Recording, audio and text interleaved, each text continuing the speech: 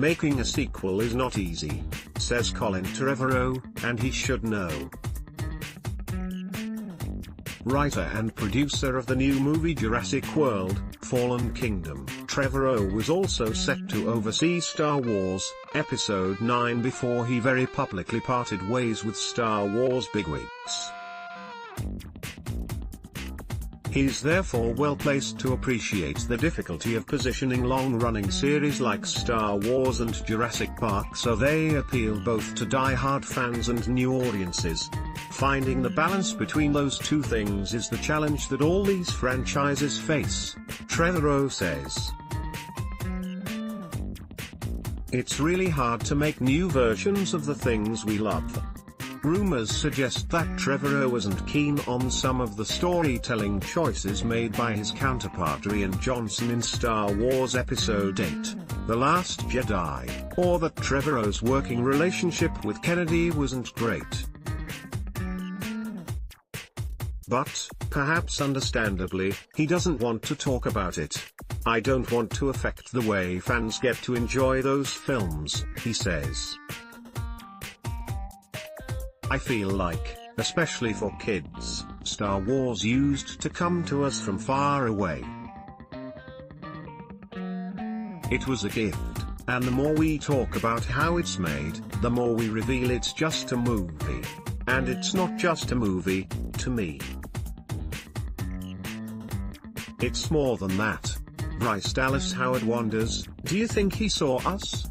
Universal. The divided reaction to Last Jedi shows just how tough it can be to make a sequel that pleases everyone. Having revived Steven Spielberg's much-loved dinosaur blockbuster series with 2015's Jurassic World, Trevorrow wanted to hand over a script for the sequel Fallen Kingdom that was tailored to the horror background of incoming director J.A. Bayona. The resulting film draws out elements of earlier Jurassic Park films that Trevorrow acknowledges were missing from the first Jurassic World. What we didn't have a lot of in that movie was suspense, says Trevorrow, and tight, claustrophobic terror. By contrast, Fallen Kingdom sees the walls close in around the characters. To accomplish this, Trevorrow and his co-writer Derek Connolly abandoned the safe blockbuster screenwriting template.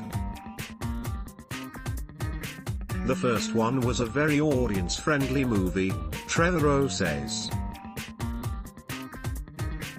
It was structured in a very American, kind of action-slash-adventure way, and I wanted this to be different. Screenwriter Colin Trevorrow, on the far left, joins Fallen Kingdom director J.A. Bayona with stars Bryce Dallas Howard, Chris Pratt, Jeff Goldblum and friend David M.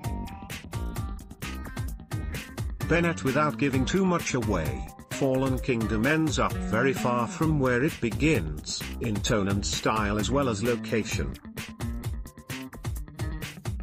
Chatting to Trevorrow in London shortly before the movie's release, I wondered what the moneymen said when they heard Connolly and him say they wanted to get experimental with this multi-million-dollar film. The studio has always given me a lot of freedom, Trevorrow says with a smile. He points out that he has one important person in his corner, original Jurassic Park director, Jurassic World producer and all-round movie icon Steven Spielberg. I've got to get everything past him, Trevorrow says. Spielberg was heavily involved in developing ideas for Jurassic World, but looked to Trevorrow and Connolly to develop their own ideas for Fallen Kingdom. Interestingly, they drew on another Spielberg movie, and not one you might expect. I came in with a structure that to me was based on what he and writer Matt Charman did on Bridge of Spies, says Trevorrow. He says he was fascinated by the structure of Spielberg's true-life Cold War drama, written by Charman and polished by the Coen brothers, in which two apparently unrelated stories collide in the middle, and move on together. Trevorrow also drew on another classic spy movie for Fallen Kingdom, the 1975 thriller 3 Days of the Condor, starring Robert Redford.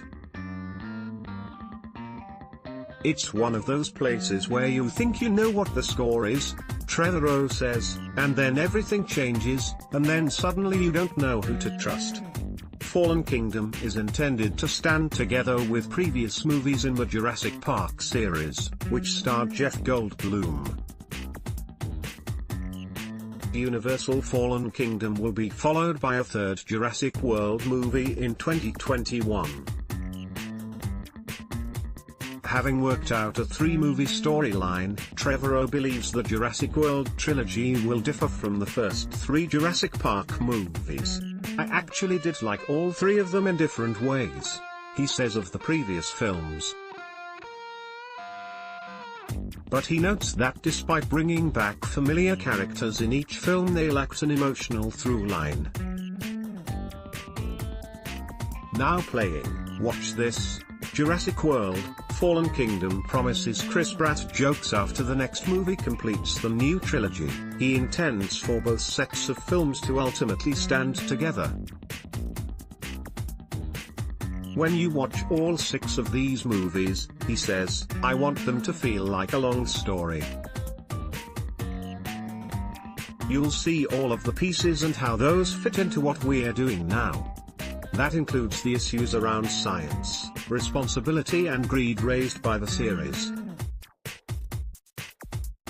These aren't message movies," he says, "but I do find the dinosaurs to be a metaphor for man's relationship with the environment we share with other animals.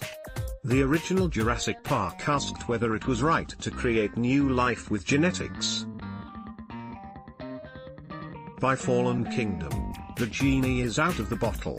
In other words, in this digital age we must wrestle with the consequences of the technology we've built." As Trevorrow puts it, in regard to the technology of Jurassic World, mistakes were made. Now what do we do? Jurassic World, Fallen Kingdom will open June 6 in the UK, June 21 in Australia and June 22 in the US. 2018 sci-fi, fantasy and geek movies to get excited about, first published, June 2 at 5 AM. PT Culture, your hub for everything from film and television to music, comics, toys and sports. Star Wars isn't built for a Marvel-style cinematic universe. Solo had the most disappointing box office opening of any Star Wars movie yet.